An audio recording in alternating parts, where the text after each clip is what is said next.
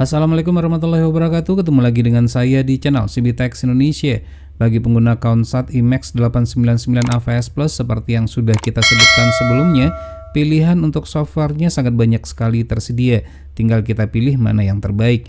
Dan kali ini kita akan mereview akun SAT IMEX 899 AVS Plus ini dengan menggunakan software yang lain. Nah, adapun software yang kita gunakan sekarang, kita akan masuk ke menu dulu, kemudian kita pilih setting, lalu kita pilih version. Nah, ini merupakan untuk software yang kita gunakan saat sekarang ini, yaitu Spider S300 Plus Premium dan tertanggal 20 bulan 7 2022. Dan ini merupakan versi yang terbarunya dan belum ada versi yang terbaru setelah ini. Nah, untuk tampilan user interface-nya adalah seperti yang terlihat. Ini merupakan tampilan user interface-nya dan sepertinya ini tampilannya simpel saja sih ya, mirip seperti tampilan software originalnya atau software officialnya. Untuk tampilan menu juga demikian, tampilan menunya juga sangat simpel sekali namun sangat enak sekali untuk dilihat ya. Ada bagian installation, channel, preference, lalu setting, AV, dan media. Kita coba lihat dulu satu persatu, yaitu pada bagian installation. Pilihan pada menu installation ini sama saja seperti pada software kebanyakan atau software yang sebelumnya pernah kita review, di mana di situ ada pilihan antena setting, satellite list, transponder list, more setting atau motor setting, dan limit setup. Kita lihat dulu untuk antena setting ya. Pastikan ini pengaturannya adalah benar sesuai dengan LNB yang digunakan, dan kalau menggunakan DSEC-nya pun portnya juga harus sesuai dengan port yang dipakai. Nah, untuk Telkom 4 ini kita menggunakan C-band. Ada pilihannya, ada user, kemudian C-band dan Q-band. Namun sayangnya untuk user ini nggak bisa ya. Misalnya kita tuh ingin memilih LNB frekuensi untuk S-band, begitu kita masukkan 3620 di saat scanning tetap tidak bisa. Dan ada juga untuk pengaturan switch 22K dan seterusnya ya. Dan untuk DSEC ini tidak mendukung untuk DSEC 4 port saja, namun juga mendukung untuk DSEC yang lebih daripada 4 port. Jadi sangat banyak sekali dukungannya. Nah, ini ya ada sebanyak 16 port maksimal yang bisa digunakan. Nah, namun di sini dikarenakan kita hanya menggunakan portnya adalah 4 port saja, maka kita pilih adalah DSEC 1.0 saja. Dan untuk port yang aktif adalah port D ya, untuk yang C-band ini. Untuk pengaturan lainnya ada satellite list. Pada pilihan satellite list ini sebenarnya ada pilihan satelit secara default, namun sudah saya hapus. Kemudian saya masukkan sesuai dengan list satelit yang saya butuhkan saja, seperti yang teman-teman lihat saat sekarang ini. Untuk satelit ini tentunya bisa kita hapus, kemudian bisa kita tambahkan, edit, dan seterusnya. Begitu juga untuk transponder list juga hampir sama. Transporternya juga dapat kita tambahkan, kemudian kita hapus dan kita edit juga bisa. Namun apabila teman-teman ingin menghapusnya secara keseluruhan atau semuanya, maka ini harus deselect dulu atau dipilih dulu satu persatu sehingga semua transporter terpilih. Baru setelah itu bisa kita hapus dengan menekan tombol kuning pada remote control. Jadi tidak bisa menggunakan satu remote control saja atau satu tombol saja. Ada pengaturan motor setting juga dan seterusnya. Kemudian channel, menu channel ini fungsinya adalah untuk manajemen channel seperti biasa, ada channel manager dan seterusnya. Dan tentunya ini juga mendukung untuk tombol favorit ya, atau favorit channel, di mana untuk list favorit ini hanya mendukung sebanyak 8 saja pilihan, yaitu mulai dari news sampai dengan kids. Namun sayang saja sih tidak bisa kita rename nama dari favoritnya ini sesuai dengan keinginan kita. Ada channel setup juga dan seterusnya. Channel setup ini kalau kita on kan, kita tuh bisa mengatur jikalau kita ingin aktif di channel berapa misalnya ya, pada saat televisi atau pada saat receiver ini kita nyalakan. Ya bisa kita atur saja sih, disesuaikan saja dengan maunya kita tuh ya. Bisa kita pilih saja, misalnya kita ingin channel ini pada saat kita nyalakan pertama kali, maka channel inilah yang akan aktif di saat pertama kali receiver ini kita nyalakan. Lalu selanjutnya ada juga pilihan preference. Preference ini sama saja sih ya, seperti menu-menu pada software yang sebelumnya pernah kita lakukan review. Kurang lebih seperti yang terlihat, ada pilihan untuk OSD language, di mana untuk bahasa dipastikan tidak terdapat pilihan bahasa Indonesia ya.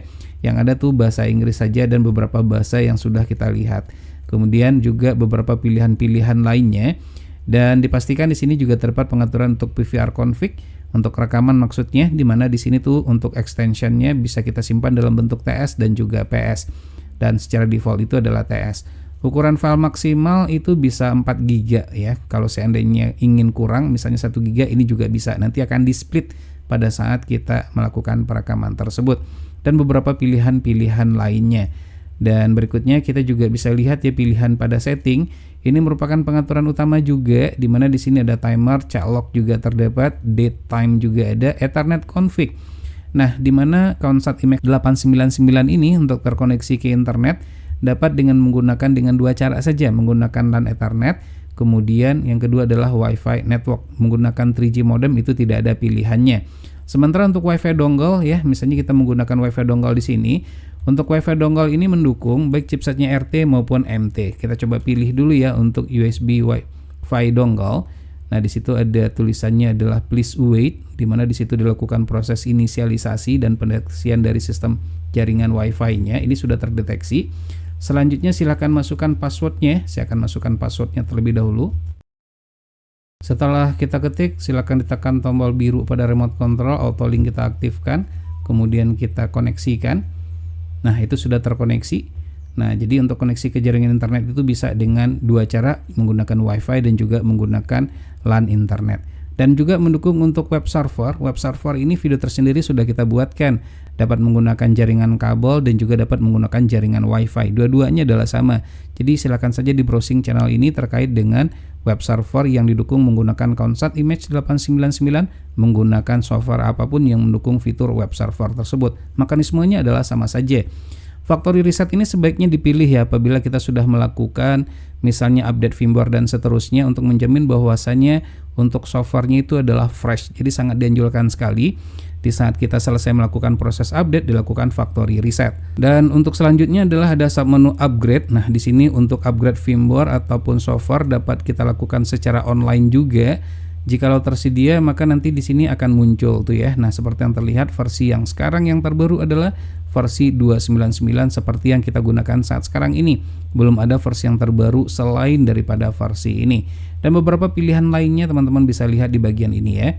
Untuk version tadi kita sudah lihat ada juga terdapat pilihan auto standby di mana receiver akan berada di kondisi standby setelah 3 jam sesuai dengan durasi waktu yang kita tentukan. Maksimal adalah selama 3 jam. Jadi kalau selama 3 jam receivernya kita tidak melakukan pemindahan channel dan seterusnya, maka tuh receiver akan berada dalam kondisi standby. Ini kita off-kan saja.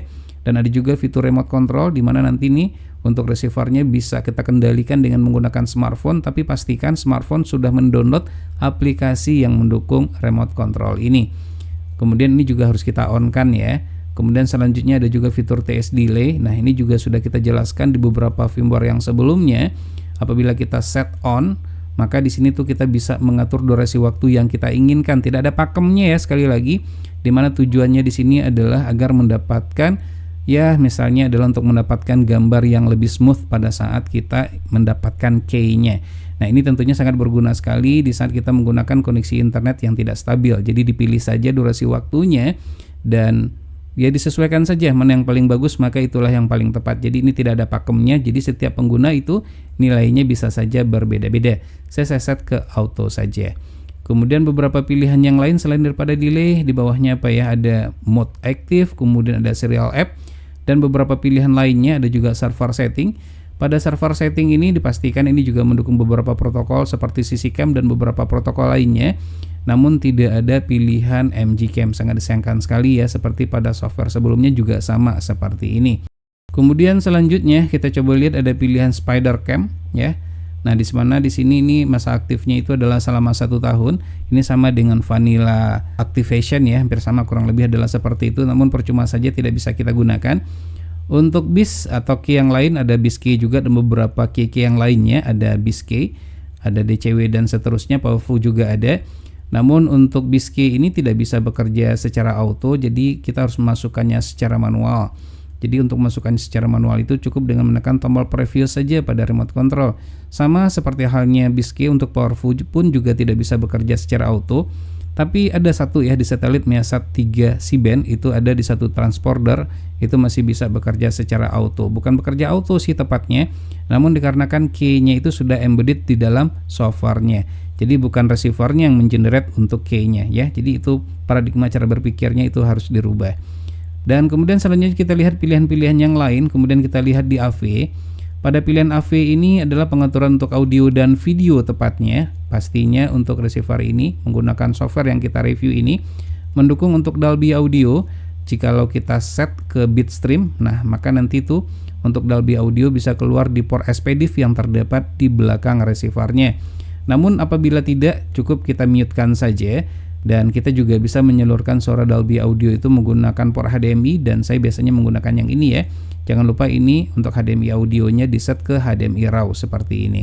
Namun dikarenakan saya tidak menggunakannya, maka kita set ke PCM saja. Pastikan untuk televisi ataupun perangkat lain yang digunakan itu mendukung untuk fitur Dolby Audio tersebut. Jikalau tidak, maka tidak bisa untuk digunakan. Selanjutnya ada media. Pada pilihan media ini ada beberapa pilihan submenu ya, ada multimedia dan ada juga games. Kita lihat dulu untuk multimedia. Di mana di sini tuh ada pilihan network. Kita coba pilih. Pastikan ini sudah terkoneksi ke jaringan internet. Dan sayang sekali untuk beberapa atau untuk semua aplikasi streaming yang terlihat di sini yang mulai dari power sampai dengan paling bawah, ini tidak ada satupun yang bisa kita gunakan. Jadi untuk key-nya sudah expired. Jadi jikalau ingin digunakan tuh key-nya kita harus punya terlebih dahulu. Namun jikalau ingin memutar untuk YouTube, ada online video di sini, ada beberapa aplikasi streaming juga yang tersedia seperti YouTube, kemudian ada juga YouTube Kids, Football World dan beberapa lainnya. Untuk YouTube ini berjalan dengan lancar, namun sayang saja untuk menu pencarian tidak bisa kita gunakan YouTube Kids. Nah, untuk YouTube Kids ini tidak bisa digunakan sama sekali karena update URL-nya yang bermasalah. Jadi ya, untuk YouTube Kids sayang sekali tidak bisa digunakan. Football World juga sama, tidak bisa kita gunakan. TikTok juga sama, yang bisa kita gunakan itu adalah Al Jazeera, ini bisa kita pakai. Dan untuk Al Jazeera ini tentunya adalah merupakan channel-channel Al Jazeera. Untuk Dailymotion pun ini tidak bisa kita gunakan. Kemudian di sini juga ada pilihan-pilihan lainnya. App Store ini kosong. Qura ini membuat jadwal pertandingan sepak bola ya. Kemudian selain daripada sepak bola juga ada jadwal-jadwal yang lainnya seperti itu basket dan seterusnya. Jadi silakan nanti diatur aja tanggalnya ya, disesuaikan dengan waktu yang sekarang. Jadi itu kita bisa melihat update skor dan jadwal pertandingan dari pertandingan-pertandingan yang kita inginkan. Kemudian ada juga pilihan Al-Quran. Nah, pilihan Al-Quran ini memuat ayat-ayat suci Al-Quran. Tentu saja ini bagi umat muslim sangat berguna sekali. Dapat diputar kapanpun kita inginkan. Dan pastikan sudah terkoneksi ke jaringan internet. Selain itu juga terdapat pilihan-pilihan lainnya. Kita akan coba cek satu persatu lagi. Dimana di sini juga ada pilihan adalah Ucast. Ini adalah untuk melakukan casting seperti yang sudah kita jelaskan di video-video kita sebelumnya. Dimana dengan menggunakan Ucast ini kita tuh dapat melakukan casting video dari smartphone ke televisi dan bahkan juga dapat menjadikan televisi kita atau smartphone kita sebagai remote ya, remote dari receivernya. Kita juga dapat menonton saluran-saluran televisi dengan menggunakan smartphone kita. Berbeda dengan menggunakan web server tentunya. Pastikan aplikasinya sudah kita download. Jangan lupa ya, dengan cara men-scan QR code-nya saja. Ada DLNA juga. DLNA ini lebih lengkapnya silakan klik link yang terdapat di pojok kanan atas saja. Ini juga sangat menarik sekali untuk fitur tersebut. Ekstrim apabila juga sudah berlangganan, maka nanti akunnya bisa diinputkan. Nah, jadi ini harus berlangganan terlebih dahulu baru kita bisa untuk menggunakannya. Kemudian selain daripada network juga terdapat pilihan movie. Dan ingat bahwasanya receiver ini juga mendukung untuk HFC H265. Jadi tidak hanya untuk memutar film-film favorit saja, namun juga bisa kita gunakan misalnya untuk menonton saluran-saluran atau channel-channel yang terdapat pada satelit Thaicom 68 Ku-band. Dan pastinya ini juga mendukung untuk subtitle SRT, jadi tidak perlu khawatir. Kemudian terdapat juga pilihan seperti musik dan beberapa pilihan-pilihan lainnya. Tidak hanya HFC saja, di mana receiver ini dengan menggunakan software yang kita gunakan saat sekarang ini juga mendukung AVS Plus seperti yang terdapat pada satelit Cinasat 6D dan beberapa satelit-satelit lainnya yang menggunakan format AVS Plus tersebut. Namun untuk satelit yang biasanya membutuhkan pengaturan CW-check seperti yang terdapat pada satelit ST2 Ku-band, GSAT 1030 Ku-band dan beberapa satelit lainnya tidak lancar dengan menggunakan software ini. Receiver ini tidak mendukung untuk T2MI dan multistream di satelit ABS-2 C-band. Ini dikarenakan keterbatasan dari spesifikasi hardware yang terdapat pada receiver ini, jadi tidak bisa kita harapkan untuk kedua fitur tersebut. Akan tetapi dengan harga yang ditawarkan dan banyaknya pilihan-pilihan software yang tersedia, maka untuk receiver Konsat Image 899 AVS Plus ini tetap merupakan pilihan yang masih worth it untuk dibeli. Baik, demikianlah video review dengan menggunakan software Spider ini, semoga saja bermanfaat. Jangan lupa untuk terus mensupport channel ini, cukup dengan cara subscribe, share ke media sosial masing-masing, dan tekan lonceng agar selalu mendapatkan notifikasi video terbaru. Terima kasih, sampai ketemu lagi di video berikutnya.